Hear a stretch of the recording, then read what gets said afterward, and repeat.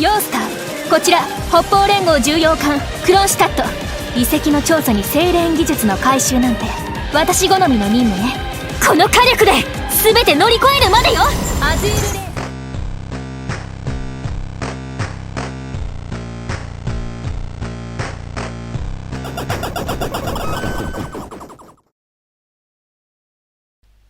Hey Commanders, how you doing today or tonight? Lewis here, back with another World of Warships Legends video, and this time taking the new Tier 8 premium Russian cruiser Kronshtadt out for a little run around, the new campaign ship and whatnot. Yeah, getting it to get a decent round out of it hasn't exactly been the easiest thing to do, but you know, patch day, still not even halfway through the week, yeah. Yeah, next 10 minutes or so, go over the stats, commander setup, and of course, we'll get to the actual match. Yeah, couple of screenshots of Kronshtadt on the screen right now, different angles and whatnot. And obviously, on the stern of Kronshtadt is obviously Kronshtadt written in the Russian Cyrillic. And yeah.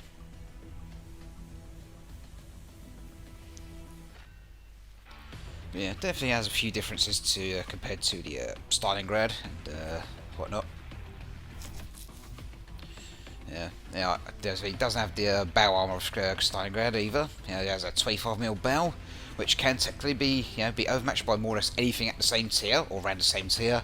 But behind that 25mm bow and icebreaker is a 330mm thick armor plate, so you could potentially troll a few people with that bow. But I still don't recommend it though. So Kronshtadt complete stock on the screenshots, and obviously I'll be showing the stats and everything as is when stock. So no modules or commander influence doing anything.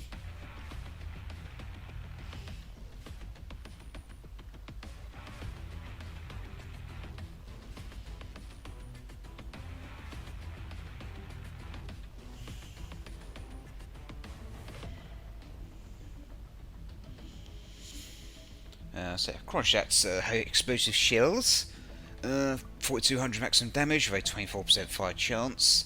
So yeah, it has these okay HE, but you're obviously not going to be spamming it, being a large cruiser of relatively long reload time. And whatnot.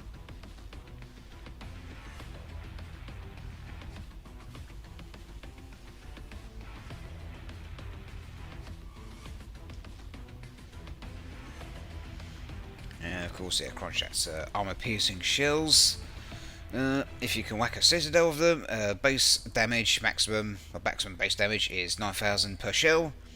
So if you was to, at least in theory, get all 9 shells into a citadel, you're talking 81,000 damage with a citadel if they all hit a citadel. Well, if you can actually manage something like that, good luck, because yeah, I found the accuracy of the main battery in full accuracy build to be a bit ratty at the worst possible times playing this thing. And of course has the same radar as Stalingrad, 11.7 kilometers range, only lasts 20 seconds, so you've got enough time to fire one salvo, and then by the time you've reloaded, your radar runs out for another 3 minutes. Yeah, so 20-second duration, 3-minute cooldown, unless you're using fully packs, yeah, you get 2 of them. The alternative consumable is the defensive fire anti-aircraft consumable, so yeah, DFA consumable. But you also get repair party, damage control, and even catapult fighters. But anyway, survivability, hit points you've got 71,050 compared to Stalingrad's 65,000. So yeah, armor ranges from 15mm at the thinnest, going up to 330mm thick at the thickest points and whatnot. Torpedo damage reduction, 25%. So try not to munch on too many torpedoes. I'm just saying.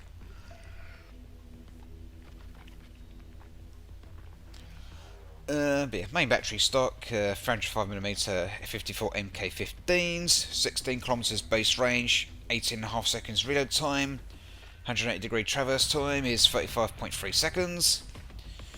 So yeah, it takes a while to swing turrets around. It's got an okay secondary battery, but you do not want to be trying to push too much with the Kronshtadt.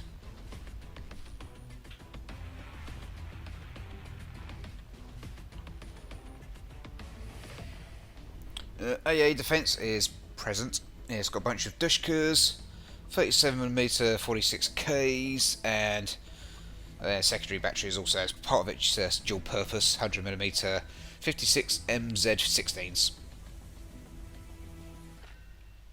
Yeah, 37 average damage per second, 85 and 59 respectively, with 1.2, 3.5km and 5km respectively base range.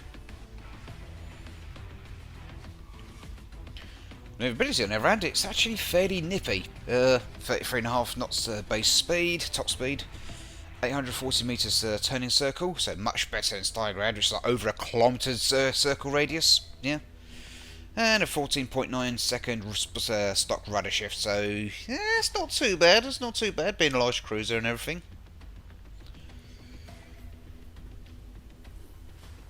So rudder shift mods might be not a bad idea, you know, if that's your thing. Yeah, stock concealment 14 kilometers, 16 kilometers after you fire main battery, 16 kilometers if you're on fire. Detectability from the air.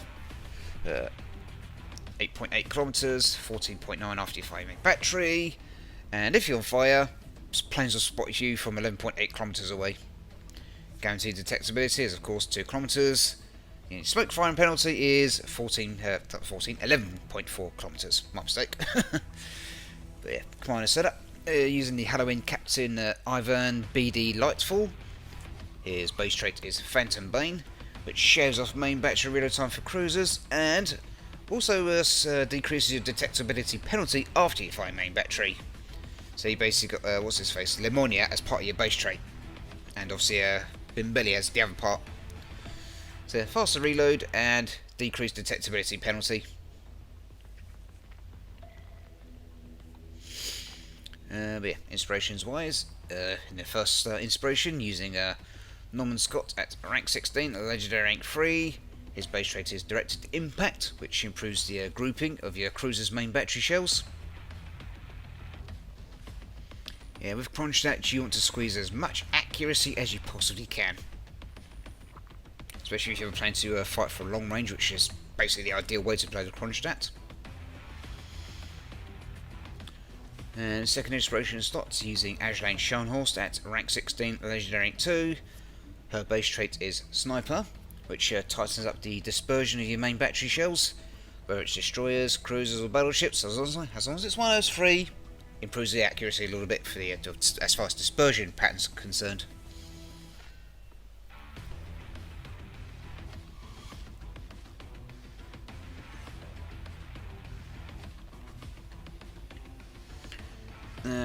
Skills, rank Mastery Fighter 4 using Beyond Range, improves your cruiser's main battery range by up to 10% when maxed out. And obviously something like Kronshtadt, that's actually a good idea. Because yeah, like I said, you do not want to be getting to close quarters fights with the Kronshtadt if you can help it.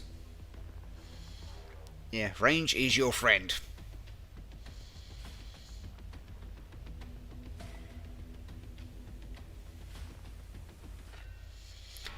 Second inspiration, usually I'd use styles that are like intuitive or before it's too late, but as Kronshtadt has access to high explosive shells, I'm using the Igniter skill for Mastery 3 out of 4.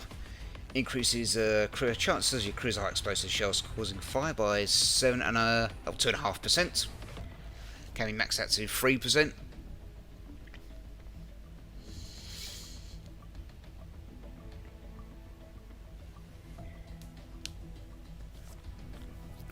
Third skill slot, Mastery 2 out of 4 using the Punch Through skill.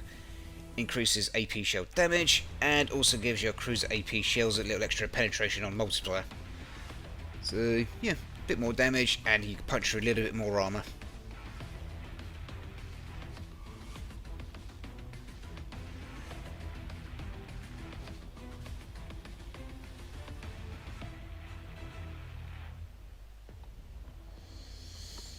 And his unique skill is Fear My Roar. Improves the cruiser main battery shell grouping and whatnot. Also improves the dispersion in main battery. It's a little bit better than the fixated skill, but only by literally like 1 or 2% when maxed out.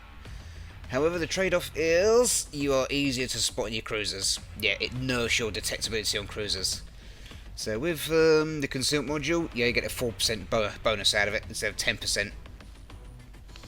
And of course it'd be worse if we max it out, I think, but anyway, yeah.